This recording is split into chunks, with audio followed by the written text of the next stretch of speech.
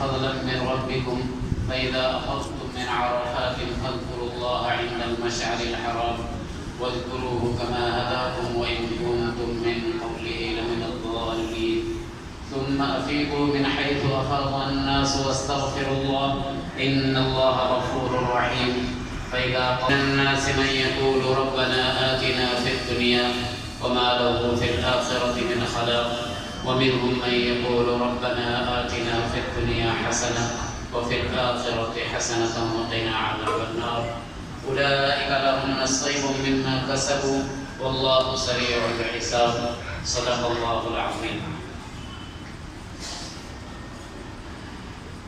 معزز عازمین حج، یہ مجلس کوئی تقریر کی مجلس نہیں ہے اور میں تقریر کا آدمی بھی نہیں ہوں. مفتی صاحب خوب جانتے ہیں میں کوئی تقریر نہیں کرتا ہوں. بس ایک حج کا اس طریقہ جو کہ اللہ نے کئی مرتبہ حج کی سعادت سے نوازا، یہ اللہ کا فضل ہے. تو ان تجربات کو میں آپ کے سامنے پیش کروں گا. امید کہ اللہ مجھے بھی فائدہ پہنچائے اس سے اور آپ کو بھی فائدہ پہنچائے. توجہ اور دھیان سے سنیں گے اور میری درخواست ہے یہ فوٹو ووٹو کھینچنے والوں سے کہ آپ لوگ اپنا فوٹو بند کر دیجئے اور فوٹو نہ کھینچے تو بڑی مہربانی ہوگی آپ کی. میں بڑی راحت محسوس کروں گا اس سے.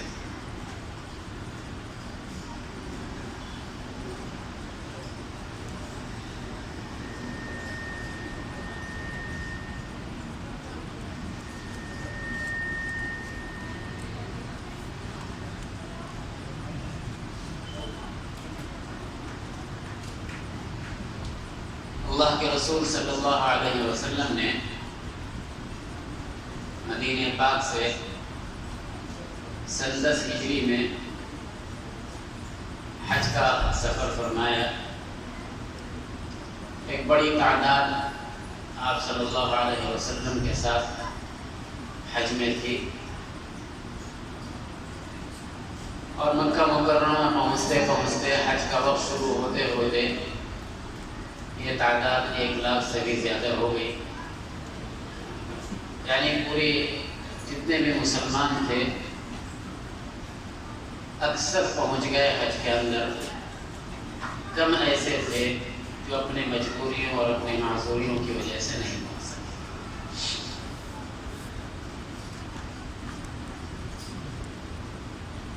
یہ آپ صلی اللہ علیہ وسلم کا پہلا بھی حج تھا اور یہ آپ کا آخری حج. دونوں حج آپ کا یہی تھا، پہلا بھی اور آخری. اور جو کچھ آپ کو سکھانا تھا اسے حج میں آپ نے سکھا دیا اور امت کو دے دیا. جن چیزوں کو کہنا تھا کرنے کے لیے ان چیزوں کو کہہ دیا کہ کیا جائے اور جس سے روکنا تھا اس سے آپ صلی اللہ علیہ وسلم نے روک دیا. آخر ذی قعدہ میں سن 10 ہجری کے آخر ذی قعدہ میں غالباً 25 یا 26 ذی قعدہ آپ صلی اللہ علیہ وسلم مدینہ منورہ سے روانہ. مجھے لگتا یہ ہے کہ اس سال آپ حضرات بھی حج کے لیے مدینے سے ہی جائیں گے. زیادہ امید یہی ہے کہ حج پہلے آپ لوگ مدینہ منورہ جائیں گے اور مدینہ منورہ سے پھر آپ لوگ سب کے سب حج کے لیے مکہ مکرمہ روانہ ہوں گے. تو میں وہیں سے اس سلسلے کو شروع کرتا ہوں. مدینہ منورہ میں کیسے وقت گزارنا ہے اس سلسلے میں آپ کو بعد میں بتایا جائے گا.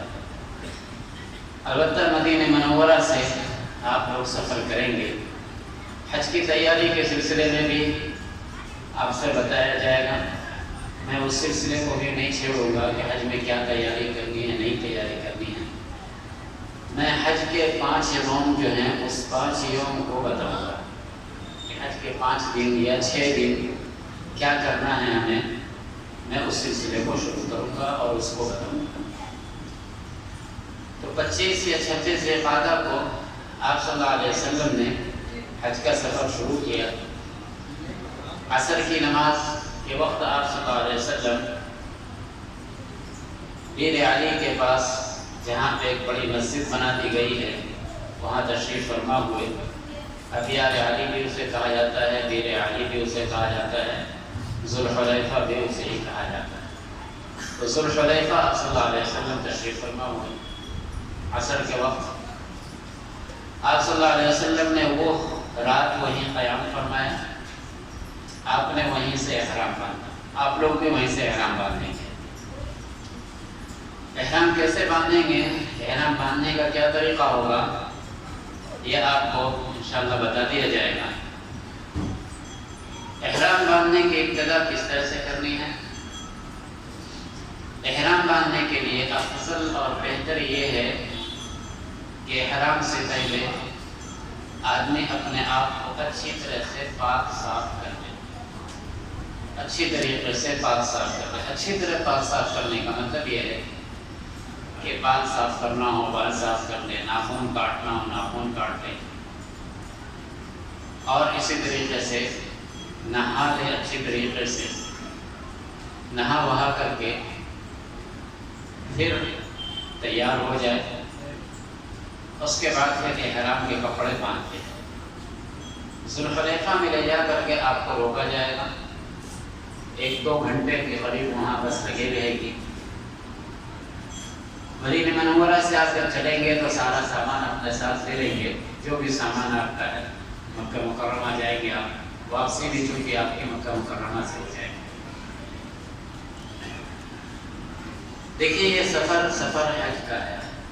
حج ایک بہت بڑی اور بہت قیمتی چیز ہے، یہ عاشقانہ ایک سفر ہوتا ہے، اور آدمی پوری زندگی کا ایک سرمایہ، اللہ نے جنہیں مالدار بنایا ہے ان کے لیے تو مشکل نہیں، لیکن اللہ نے جنہیں کم مال دیا ہے وہ جوڑ جوڑ کر کے پیسے رکھتے ہیں، اور بہت ہی مشکلوں کے بعد سفر کے لیے وہ روانہ ہوتے ہیں۔ اب تو بہت زیادہ مہنگا ہو گیا سفر، چند سالوں پہلے بہت سستا تھا، لیکن اب جو ہے بہت مہنگا ہو چکا، غریب آدمی ہمت نہیں کر پاتا، لیکن عاشق جو ہوتا ہے وہ ہمت کر لیتا ہے۔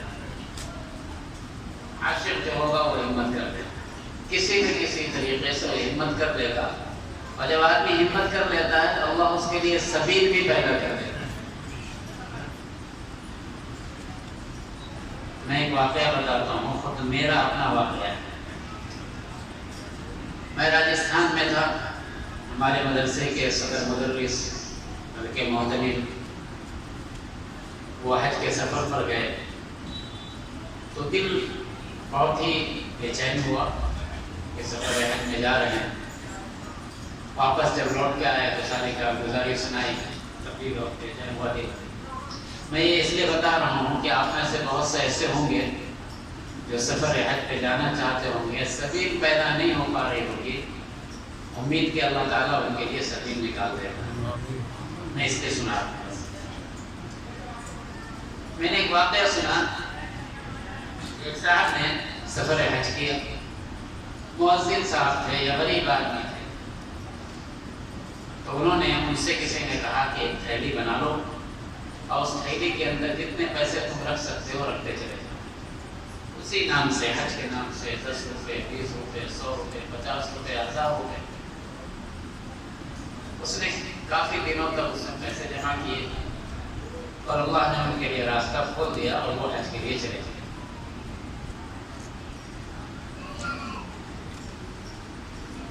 میں نے بھی ایک تھیلی بنائی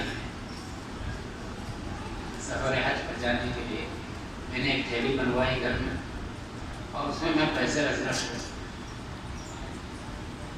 میرے خیال میں 6-7 مہینے میں نے اس میں پیسے رکھے ہوں گے، اللہ نے حج کی سبیل پیدا کر دی۔ اس تھیلی کو میں نے کھول کر کے اس کو جھاڑا تو اس میں غالباً 6-7 ہزار روپے ہوئے ہوں گے، اور اس 6-7 ہزار کی برکت سے اللہ نے سفر پر پہنچا دیا۔ عالیہ نے بہت سے کیا کہ مجھے بھی جانا ہے، میں نے ان سے کہا کہ تم بھی کر لو۔ اس نے بھی سفر کا ارادہ کیا اور اس نے بھی تھیلی میں جمع کرنا پیسہ شروع کیا۔ اللہ نے اس کے لیے سبیل نکالی اور اس کے طفیل میں میرے لیے بھی سبیل پیدا کر کے ہم اور وہ دونوں چلے گئے۔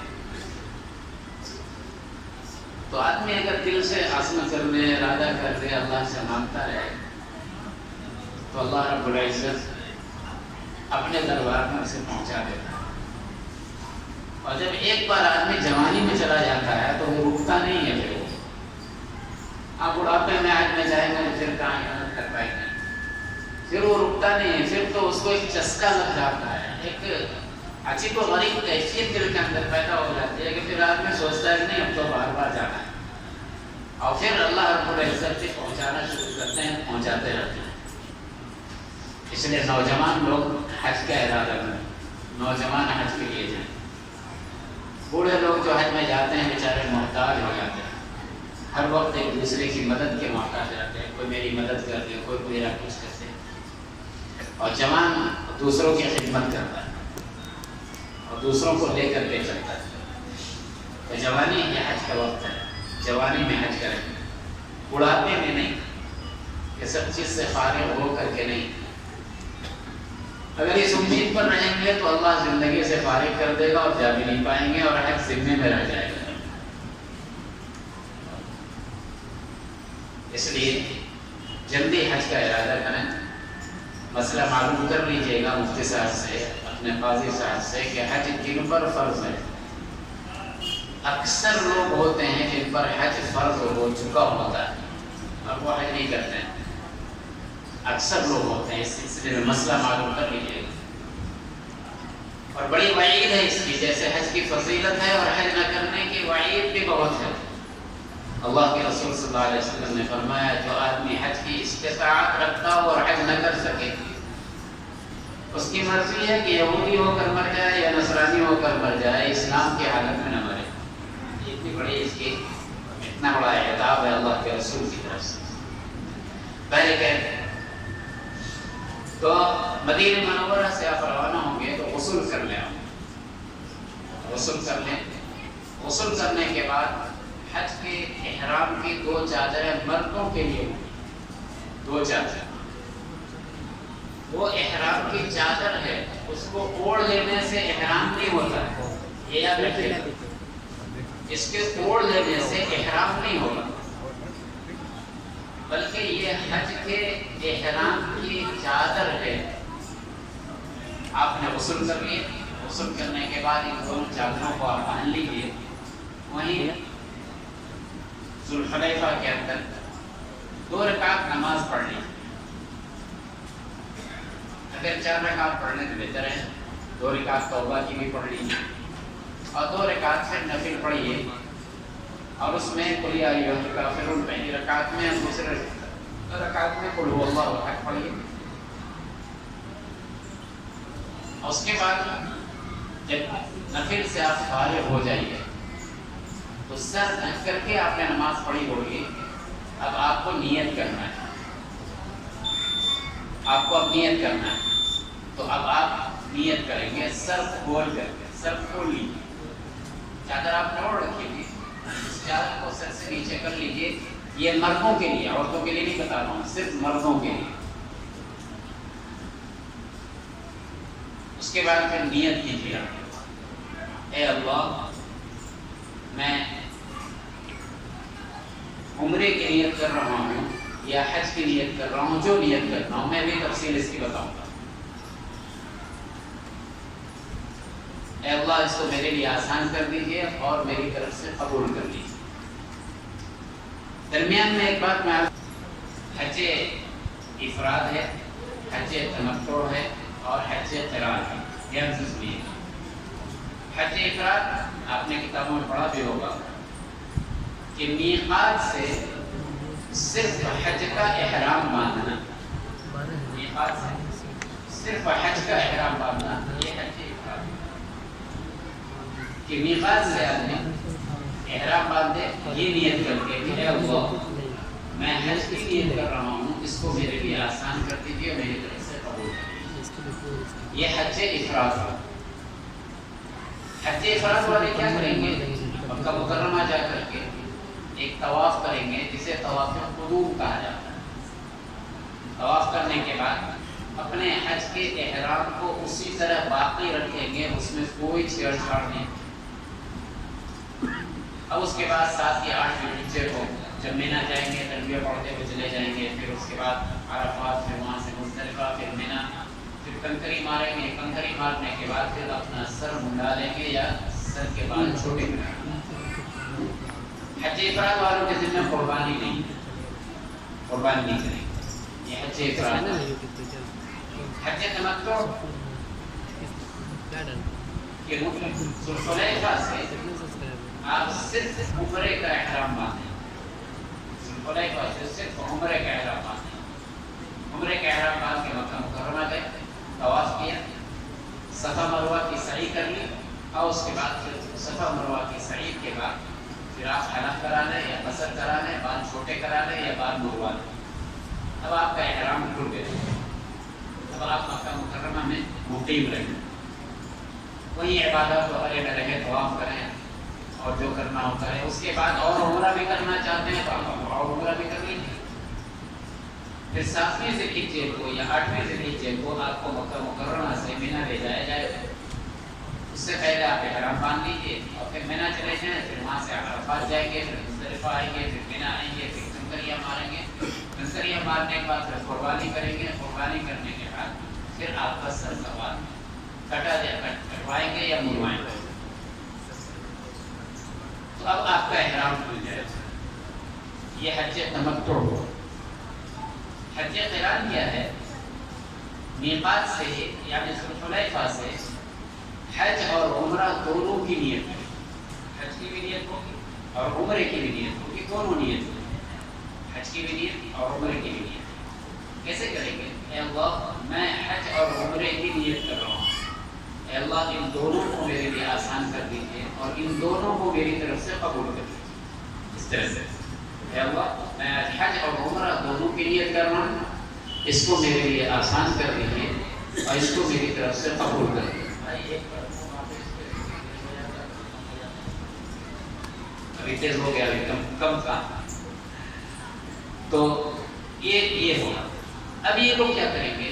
یہ مکہ مکرمہ پہنچیں گے، عمرہ کریں گے یعنی طواف کریں گے. طواف کرنے کے بعد پھر سعی کریں گے. سعی کرنے کے بعد ان کو سر کے بال نہ مڑانا ہے نہ کٹانا ہے. یہ اسی طریقے سے اسی حالت میں احرام کی حالت میں رہیں گے جیسے حج افراد والے.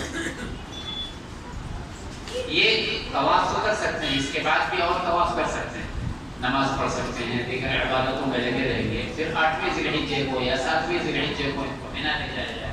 وہاں سے عرفات، پھر مزدلفہ، پھر مینا آ کر کے کنکریاں ماریں گے، قربانی کریں گے اور اس کے بعد پھر ان کا احرام.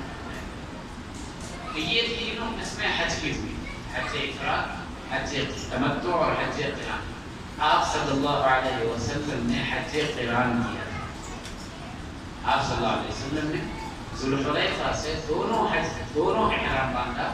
حج کا بھی احرام باندھا اور عمرے کا بھی آپ نے احرام باندھا. اگر کسی کو یہ فضیلت حاصل کرنی ہو اور برداشت ان کے اندر ہے کہ عمرے وہ احرام میں رہ سکتے ہیں کہ 10 دن 15 دن 20 دن میں احرام میں رہ سکتا ہوں، بہت مبارک بات ہے. لیکن ممنوعات احرام بہت ہیں، پابندی احرام کی ہے بہت. کیا ہے؟ بہت زیادہ مشکل بھی نہیں ہے. ہاں ہمت کرنے کی بات ہے، ہمت کر لیں گے تو ہو جائے گا. میں نے ایک صاحب کو مدینہ منورہ میں دیکھا احرام کی حالت میں. ہمارے جاننے والے گیا شہر کے، باپ بھی بیٹے بھی دونوں احرام کی حالت. میں نے کہا کب تشریف لایا؟ کہا کہ بس اب کل یہاں سے مکہ مکرمہ جانا ہے، جو کہ حج قران کی نیت کی ہے ہم نے، یا حج افراد کہا یا قران کا، اللہ عالم یاد نہیں. تو اس لیے احرام میں ہوں. اور اس وقت سے لے کر کے حج کے ایام آنے تک قریب 25 دن اور باقی. یہ سمجھیں کہ تقریباً 35-36 دن وہ احرام کی حالت میں ہی رہیں گے. ہمت کی بات ہے ان کی. پہلے یہ تینوں باتیں، یہ حج کی جو قسمیں ہیں آپ سمجھ گئے ہوں گے. اب میں آگے چلتا ہوں. آپ لوگ عام طور سے ہندوستان کے لوگ جو جاتے ہیں یا آفاقی جو جاتے ہیں، آفاقی کہتے ہیں حرم سے باہر، میقات سے باہر رہنے والے لوگ، میقات کے باہر رہنے والے لوگ ان کو آفاقی کہا جاتا ہے۔ جیسے ہم لوگ ہیں، ہم آفاقی ہیں، ہم میقات کے اندر نہیں رہتے، میقات سے باہر رہتے ہیں۔ تو ہندوستان کے لوگ، پاکستان کے لوگ، بنگلہ دیش کے لوگ عام طور سے حج تمتع کرتے ہیں۔ آسان ہوتا ہے یہ تھوڑا آسان ہے۔ تو ذوالحلیفہ سے ہم کیا کریں گے؟ کون سا احرام باندھیں گے؟ صرف عمرے کا۔ کون سا احرام باندھنا؟ صرف عمرے کا احرام باندھنا، حج کا احرام نہیں باندھنا۔ کیسے باندھنا ہے؟ میں نے بتایا آپ کو کہ نہا کر کے دونوں کپڑے پہن لیجیے، دونوں چادر اوڑھ لیجیے، ایک لنگی اور ایک چادر اوپر سے ڈھک لیں گے، اور سر ڈھک کر کے نماز پڑھ لیں گے 2 رکعت۔ 2 رکعت نماز پڑھنے کے بعد سر کھول لیں گے اور پھر اللہ سے انتہائی دل سے نیت کرنا ہے۔ زبان بھی ساتھ دے دے تو اچھا ہے، اے اللہ میں عمرے کی نیت کر رہا ہوں، اس کو قبول کر لیجیے، اس کو میرے لیے آسان کر دیں۔ اگر آپ عربی میں کرنا چاہیں، اللہم انی ارید العمرۃ فیسرھا لی وتقبلھا منی، اس طرح سے آپ نیت کر لیں۔ اس نیت کرنے کے بعد اب تلبیہ پڑھنا ضروری ہے۔ تلبیہ پڑھیں، لبیک اللہم لبیک لبیک لا شریک لک لبیک ان الحمد والنعمت لک والملک لا شریک لک۔ 3 مرتبہ پڑھیں، اس کو مکرر پڑھیں، ایک بار نہ پڑھیں، 3 بار پڑھیں۔ جیسے ہی آپ نے نیت کرنے کے بعد تلبیہ پڑھ لیا، اب آپ کا احرام ہو گیا، آپ محرم ہو گئے۔ نیت کے بعد تلبیہ پڑھنا ضروری ہے۔ جیسے آپ ظہر کی نماز ابھی آئے گی، تو ظہر کی نماز کے لیے آپ نیت کریں گے، اور نیت کے بعد کیا کریں گے؟ تکبیر تحریمہ، اللہ اکبر۔ جب تکبیر تحریمہ کہیں گے تو اب نماز میں آپ آ گئے۔ جب آپ نے وہ تلبیہ کہہ دیا تو اب آپ کا احرام مکمل ہو گیا، اب آپ محرم ہو گئے، احرام ہو گیا۔ اب وہاں سے پھر آپ کو مکہ مکرمہ لے جائے۔ احرام میں آنے کے بعد بہت ساری چیزوں سے ہمیں بچنا ہے۔ چند موٹی موٹی باتیں اصولی جو ہے وہ میں بتا دیتا ہوں، آپ کو اس سے فائدہ ہو جائے گا۔ ایک تو یہ ہے کہ خوشبو نہیں لگانا ہے احرام باندھنے کے بعد، خوشبو سے رکنا ہے۔ خوشبو لگانے سے، خوشبودار چیز کھانے سے بھی رکنا ہے، کھانے سے۔ اسی طریقے سے سلے ہوئے کپڑے نہیں پہننا، سلے ہوئے کپڑے نہیں پہننا۔ اسی طریقے سے سر نہیں ڈھکنا ہے، چہرہ نہیں ڈھکنا ہے۔ چپل جو ہے وہ کھلی ہوئی چپل پہنے، کھلی ہوئی، بند چپل نہیں، جوتا نہیں پہنے، جوتا نہیں پہنے گی، کھلی ہوئی چپل جس میں یہ حصہ کھلا رہے، یہ حصہ ہے، یہ حصہ کھلا رہے، یہ پورا حصہ۔ تو اگر اس طرح کا کوئی جوتا ہو جس میں یہ تو چھپ جائے لیکن یہ کھلا رہے تو کوئی حرج نہیں ہے۔ یہ جو بڑی سی ہڈی ہے، یہ ہڈی کھلی رہنی چاہیے، یہ کھلی رہنی چاہیے، یہ پورا حصہ کھلا رہے۔ تو ایسی چپل پہن لیں گے، ہوائی چپل۔ سامان خریدتے ہوئے 2 ہوائی چپل بھی خرید لیجیے گا، آسانی رہے گی۔ اسی طریقے سے ٹیشو پیپر ہوتا ہے، ٹیشو پیپر خوشبودار ہوتا ہے، بعض مرتبہ ایک تو سادہ ہوتا ہے، خوشبودار ہوتا ہے۔ ہوائی جہاز وغیرہ پہ ٹیشو پیپر لے لیتے ہیں، وہ خوشبودار ہوتا ہے، اس کو استعمال نہیں کرنا۔ خوشبو والا صابن نہیں لگانا۔ احرام کی حالت میں بدن کا میل نہیں چھڑانا ہے، پسینہ ہو رہا ہے تو میل چھڑانا ہے، میل نہیں چھڑانا۔ بال نہیں ٹوٹنے چاہیے، اگر خود ٹوٹ گیا، وضو بنا رہے تھے اور ایسے پانی ڈالا اور خود بخود ٹوٹ گیا تو کوئی حالت نہیں، لیکن کوشش یہ کریں کہ بال نہیں ٹوٹے، بدن کا بال نہیں ٹوٹے، میل نہیں چھڑانا۔ آپ کو گرمی لگ رہی ہے، آپ پانی ڈال لیجیے، 2 لوٹا پانی ڈال دیے بدن کے اوپر، کوئی بات نہیں، لیکن رگڑ کر کے نہیں نہانا۔ اگر صابن لگانا ہو تو جس میں بالکل خوشبو نہیں، اس صابن کو آپ لگا سکتے ہیں، استعمال کر سکتے ہیں۔ کیا حالت ہے اگر ویسے ہی رہ جائے، بغیر صابن کے ہی نہا لیں، ویسے ہی نہا لیا، نہا کر کے اپنا نکل گیا، اللہ کے لیے تو کوئی برداشت کریں گے نہیں، اللہ کے یہاں تو قبول کرانا ہے۔ ساری زندگی تو پتہ نہیں کیا کرتے رہے ہم لوگ، اب اللہ کو تھوڑا سا منوانا ہے، اللہ کو قبول کرانا ہے، اللہ کے سامنے تھوڑا میلے کچیلے بن کے جانا ہے، ایسے بن کے جانا ہے تو اللہ کو لگے کہ یہ فقیر آدمی ہے، مسکین آدمی ہے۔ کوئی بھی فقیر مسکین آدمی منہ بنا کے آپ کے سامنے آ جائے گا تو بخیل سے بخیل کو کچھ نکال کے دے دیتا ہے. ہم بھی ذرا سا میلے پوچھیں گے، منہ بنا کے اللہ کے سامنے پیش ہو جائیں گے، اللہ ممکن ہے کہ معاف کر دیتا، مغفرت کر دے کہ جاؤ بیٹھو چلو. تو اور اگر بن ٹھن کر کے رہیں گے، ذرا خوشبو کو لگا کے رہیں گے، تو اللہ کہیں گے یہ میرا عاشق ایسا ہے. خوشبو لگا کے رہے. عاشق تو ایسا ہوتا ہے اسے تو اپنے بال کا بھی پتہ نہیں ہوتا، اسے اپنی کھال کا بھی پتہ نہیں ہوتا، اسے اپنے کپڑوں کا بھی ٹھکانا نہیں ہوتا. یہ کیسا ہے؟ تو تھوڑا مجنونانہ کیفیت رہے، عاشقانہ کیفیت رہے. تو نہائیں گے تو بدن کے بعد نہ ٹوٹیں، بدن کو رگڑیں گے نہیں، میل اپنے بدن کا نہیں چھوڑائیں گے. اسی حالت میں اب ٹھنڈک حاصل کرنے کی لیے نہ رہے. مثلا کسی کو غسل کی حاجت ہو گئی، ضرورت ہو گئی تو غسل کر لیں گے، دوسرے کپڑے پہن لیں گے، دوسری احرام آپ کے پاس رکھیے، اس کو آپ پہن لیجیے، اس کو دھو کر کے سوکھنے دے دیجیے، بعد میں اس کو پھر بدل لیجیے، پہن لیجیے. تو یہ مکہ مکرمہ پھر آپ پہنچیں گے. تلبیہ جب پڑھیں گے تو 3 مرتبہ پڑھیں گے، پھر بس پر آپ آ کے بیٹھیں گے تو بس میں بھی کثرت سے تلبیہ پڑھتے رہیں. مدینہ منورہ سے آپ صلی اللہ علیہ وسلم مکہ مکرمہ کے لیے تشریف لے جا رہے تھے تو راستے میں ایک مرتبہ ہے کہ جبریل علیہ السلام تشریف لائے. کہنے لگے اللہ کے رسول اپنے ساتھیوں سے کہیے ذرا تلبیہ ذرا زور زور سے پڑھے، زور زور سے تلبیہ پڑھے، تلبیہ ذرا زور سے پڑھے. تو آپ صلی اللہ علیہ وسلم نے صحابہ سے کہا کہ ذرا بلند آواز سے تلبیہ پڑھو، اللہ چاہتا ہے کہ تم بلند آواز سے تلبیہ پڑھو. تو بلند آواز سے تلبیہ پڑھو. لیکن عورتیں بلند آواز سے نہیں پڑھیں گی، عورتیں بھی شروع ہو جاتی ہیں. وہاں حج کے دوران آپ دیکھیں گے بہت ساری عورتوں کو کہ وہ زور زور سے تلبیہ پڑھ رہی ہیں، تو اپنی عورتوں کو منع کر دیجیے گا کہ نہیں ایسا نہیں کرنا ہے. بلند آواز سے مرد پڑھیں گے، عورتیں آہستہ آہستہ پڑھیں گی، دھیرے دھیرے آواز سے پڑھیں گی.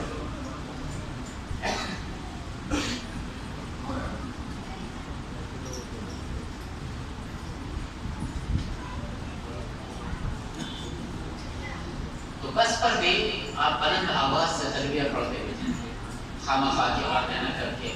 تلبیہ پڑھنے سے تھک جائیں تو ذکر اذکار کریں، استغفار کریں، کثرت سے استغفار کریں کہ اللہ کی دربار میں جا رہے ہیں تو خوب معافی مانگتے ہوئے جائیں. استغفر اللہ استغفر اللہ استغفر اللہ، اے اللہ مجھے معاف کر دیجیے، اے اللہ مجھے معاف کر دیجیے، اللہ معاف کر دیجیے. تو اس طرح سے کرتے ہوئے جائیں، تلبیہ پڑھتے ہوئے جائیں. پھر مکہ مکرمہ آپ پہنچ جائیں گے.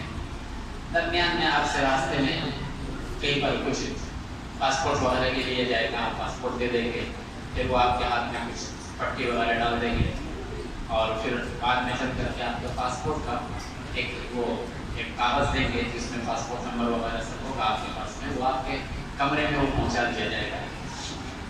پھر آپ کمرہ پہنچ جائیں گے. کمرہ پہنچنے کے بعد اگر آپ تھکے ہوئے نہ ہو، زیادہ نہ تھکے تو جلدی سے اللہ کا گھر دیکھ کر کے آئے جتنی جلدی ہو سکے. تو عزیزیہ مجھے جہاں تک یاد آتا ہے کہ اس مرتبہ سارے حاجیوں کو عزیزیہ ہی میں رکھا، سارے حاجیوں کو، سب کو، جتنے ہندوستانی حاجی ہیں سب کو عزیزیہ نہیں رکھا. وہاں سے بس کا نظم رہتا ہے، فری میں بس سروس ہوتی ہے. پھر معلم کا آدمی آپ کے پاس آئے گا اور آپ کو عمرہ کرانے کے لیے لے بھی جائے گا. اور کوئی ضروری نہیں ہے کہ معلم کا آدمی آئے، آپ کے ساتھ میں ممکن ہے کہ کچھ نہ کچھ ایسے لوگ ہوں گے جو پہلے بھی حج کر چکے ہوں گے یا پہلے بھی عمرہ کر چکے ہوں گے. تو آپ کوشش کریں کہ جلدی سے آپ عمرہ کر لے جائیں. عمرہ کر لیں گے تو احرام سے نکل جائیں گے. اگر زیادہ رات ہو گئی ہے تو تھوڑا انتظار کر لیجیے. جب آپ عمرہ کے لیے جانے لگیں تو آپ کے پاس پیسے بیٹھے ہوں گے. اپنے پیسوں کی حفاظت خود آپ کو کرنی ہے. اپنے جان کی بھی حفاظت کرنا ہے اور اپنے مال کی بھی حفاظت کرنا ہے. پیسے آپ اس طرح سے رکھیں کہ پیسے ضائع نہ. بہت قیمتی چیز ہے یہ پیسے. اگر آدمی کے پاس پیسے نہ رہے تو دل آدمی کا بے چین رہتا ہے. اس لیے اپنے بٹوے میں بھی اگر پیسہ رکھنا ہے تو سوچ سمجھ کر کے رکھیں، یا وہاں کسی ساتھی کے پاس رکھنا ہے، آپ کے کوئی جاننے والے سعودی میں، بشرطے کہ وہ پکا آدمی ہو تو ان کے پاس آپ کو رکھنا ہے، وہاں رکھیں. معلم کے پاس آپ جمع کرنا چاہیں تو معلم کے آدمی کے پاس آپ پیسے جمع کر سکتے ہیں. معلم کے آدمی کے پاس پیسے جمع کر دیں گے، وہ آپ کو ایک ریسیونگ دے دیں گے. ضرورت آپ جا کے ان سے پیسے لے سکتے ہیں اور خرچ کر سکتے ہیں. ایسا بھی کر سکتے ہیں. کریں گے، یہ ایک انتظامی بات ہے، وہ آپ جیسے چاہیں گے وہ کر لیں گے۔ ایک چیز یاد رکھیے گا کہ کچھ آپ کے ساتھ میں معذور قسم کے لوگ ہوں گے جو ذرا سا ہمت والے ہوں، جو ذرا سا طاقت والے ہوں، ان معذوروں کی مدد خوب کریں، معذوروں کی خوب مدد کریں۔ آپ معذوروں کی مدد کریں گے، اللہ ان کی برکت سے آپ کے حج کو، آپ کے عمل کو قبول کر لے گا۔ ان کو چھوڑے نہیں، ایک معذور آدمی ہے پیچھے ہے اس کو ڈانٹ ڈپٹ کر رہے ہیں، ایسا ہرگز نہیں کریں۔ معذوروں کا خیال کرنا ہے، معذوروں کی ہمدردی کرنا ہے، معذوروں کے ساتھ اچھے سلوک کرنا ہے، اچھا برتاؤ کرنا ہے، اچھے سے ان کے ساتھ پیش آنا ہے۔ اگر چل نہیں سکتے ہیں تو ہاتھ پکڑ کے ان کو چلا دیں، تو یہ کریں گے۔ آپ صلی اللہ علیہ وسلم سے کسی نے پوچھا اللہ کے رسول حج کے قبول ہونے کا کیا طریقہ ہے، حج کیسے قبول ہوگا، اس کی کیا علامت ہے؟ آپ نے فرمایا کثرت سے سلام کرنا اور کھانا کھلانا، ایک دوسرے پر خرچ نہیں کریں، بخیل نہ بن جائیں۔ ہم حاجی لوگ بخیل بن جاتے ہیں وہاں جانے کے بعد، سوچنے لگتے ہیں کہ وہ ایک ریال خرچ کرنے کا مطلب ہے 20 روپیہ میرا چلا جائے گا، یہ نہیں سوچنا۔ یہ 1 ریال 1 روپیہ ہے آپ کا۔ آپ اگر سوچیں گے کہ ہم 1 ریال 2 ریال کی چائے لیں گے تو 40 روپے کی چائے، چلو چھوڑ نہیں، اللہ کے دربار میں خرچ کر رہے ہیں تو حضور صلی اللہ علیہ وسلم کی ایک روایت تو یہ ہے 1 روپیہ حج میں خرچ کیا جاتا ہے تو 1 کروڑ روپے خرچ کرنے کے برابر ثواب ملتا ہے۔ 1 روپیہ خرچ کیا جاتا ہے، 1 کروڑ روپے خرچ کرنے کے برابر ثواب ملتا ہے۔ ہم اس ثواب کو کیوں چھوڑیں؟ 1 لاکھ تو کہیں گئے ہی نہیں۔ حرم میں آدمی 1 نیکی کرے تو 1 لاکھ نیکی کا ثواب ملے گا۔ حرم میں 1 نیکی کرے 1 لاکھ نیکی کا ثواب ہو تو کہیں گیا ہی نہیں۔ لیکن میں دوسری روایت بتا رہا ہوں کہ اس میں یہ ہے کہ 1 روپیہ خرچ کرنے کا ثواب 1 کروڑ روپیہ خرچ کرنے کا کے برابر ہوتا ہے۔ اور اگر دل کا یقین آپ پختہ کر لیں اور مضبوط کر لیں تو میں دوسری بات بھی کہتا ہوں کہ حج میں آدمی جتنا خرچ کرتا ہے اللہ کسی نہ کسی راستے اس کو واپس کرتا ہے، اللہ کسی نہ کسی راستے اسے واپس کر دیتا ہے۔ یہ بالکل پکی سچی بات ہے، آپ کر کے دیکھ لیجیے، لیکن دل میں خلوص ہونا چاہیے۔ اس انتظار نہیں کہ میرا پیسہ واپس آیا کہ نہیں، آپ کو پتہ نہیں چلے گا، محسوس نہیں ہوگا، لیکن اللہ کر دے گا۔ اللہ رکھتا نہیں، اللہ کہتا ہے نا من ذا الذی یقرض اللہ قرضا حسنا فیضاعفہ لہ، کون آدمی ہے جو مجھے قرض دے، ایسا قرض جو بہترین قرض ہو کہ میں اس کو بڑھا کر کے دیتا ہوں، بڑھا کے دیتا ہوں۔ کسی صدقہ دینے والے کو فقیر نہیں دیکھا ہو، لیکن بخیل کو فقیر ہوتے دیکھا ہو۔ تو حج میں بخیلی نہیں کرنا ہے، کھانا پینا اچھے سے کھانا، یہ نہیں کہ فوراً جوڑنے لگ جائیں، یہ مت جوڑیے۔ شروع میں 1-2 دن جوڑتا ہے آدمی، بعد میں تو پھر ٹھیک ہو جاتا ہے۔ تو وہاں کمرے سے آپ نکلنے کے بعد آپ حرم شریف آئیں گے، بس پر بیٹھ جائیں گے، بس والا آپ کو حرم میں اتارے گا۔ آپ حرم شریف میں جب آپ آئیں گے، میں یہ عمرے کا طریقہ بتا رہا ہوں، حرم شریف میں جب آپ آئیں گے تو حرم میں آنے کے بعد تھوڑا سر جھکا کر کے نیچے رکھیں، اور پھر حرم میں جس دروازے سے آئیں کوشش کریں کہ اس دروازے کا نمبر آپ دیکھ لیں، نام اور نمبر آپ نوٹ کر لیں، اس کا دیکھنا اچھی طریقے سے کہ ہاں اتنے نمبر دروازے سے میں اندر آ رہا ہوں۔ چند دروازے مشہور ہیں، معروف ہیں، باب عبدالعزیز ہے، باب عبداللہ ہے، باب فہد ہے، باب فتح ہے، باب عمرہ ہے۔ یہ 5 دروازے ہیں جو بڑے دروازے ہیں، جو مشہور دروازے ہیں۔ اس کے علاوہ سینکڑوں دروازے ہیں، 100 سے زیادہ دروازے ہیں۔ تو یہ 5 دروازے جو ہیں مشہور دروازے ہیں، باب عبداللہ، باب عبدالعزیز، باب فہد، باب عمرہ، باب فتح۔ یہ 5 دروازے بڑے دروازے ہیں جو مشہور دروازے ہیں۔ عام طور سے انہی دروازوں میں سے کسی دروازے سے آدمی اندر داخل ہوتا ہے۔ پہلے کہتے ہیں باب السلام ہے، اسی طریقے سے وہ چھوٹا دروازہ ہے، باب السلام کو بہت بڑا نہیں بنایا انہوں نے، وہ چھوٹا ہی دروازہ ہے۔ لیکن آپ صلی اللہ علیہ وسلم جب تشریف لائے تھے تو باب السلام کی طرف سے آپ مکہ مکرمہ میں حرم شریف کے اندر، حرم میں مسجد حرام میں تشریف لائے تھے۔ تو میں نے کہا جس دروازے سے آپ آئیں اس دروازے کا نمبر نوٹ کر لیں، آپ دیکھ لیں کہ یہ دروازہ کون سے نمبر کا دروازہ ہے، کون سا دروازہ ہے، اس کو نوٹ کر لیں۔ اب آپ اندر آ جائیں۔ آپ جب اندر آ جائیں گے تو پھر آپ اچھی طریقے سے اور آگے بڑھتے جائیں، جب قریب آئیں گے تو آپ کو سامنے کعبہ نظر آئے گا، اس سے پہلے آپ کوئی ایک دعا اپنے ذہن میں بٹھا لیں کہ مجھے کون سی دعا مانگنی، کون سی دعا مجھے مانگنی۔ بزرگوں کا تجربہ یہ ہے کہ خانہ کعبہ کو پہلی بار دیکھنے کے بعد آدمی جب تک اس کی فلک نہ جھپکے جو دعا مانگتا ہے وہ دعا اس کی قبول ہوتی ہے۔ آپ جلدی سے کوئی دعا مانگ لیجیے، ربنا آتنا فی الدنیا حسنہ وفی الآخرۃ حسنہ وقنا عذاب النار، یہ دعا مانگ لیجیے، دنیا اور آخرت دونوں کی بھلائی اس کے اندر مانگیے۔ کثرت سے آپ صلی اللہ علیہ وسلم یہ دعا مانگنا چاہتے ہیں۔ اب اگر اور مانگنا چاہیں تو یہ مانگ لیجیے، اللہ اس سفر کے اندر میں جتنی دعا کروں سب کو آپ قبول کر لیجیے، فٹ سے یہ دعا مانگ لیجیے۔ تو اس سفر میں جتنی دعا کریں گے اللہ تعالیٰ سب قبول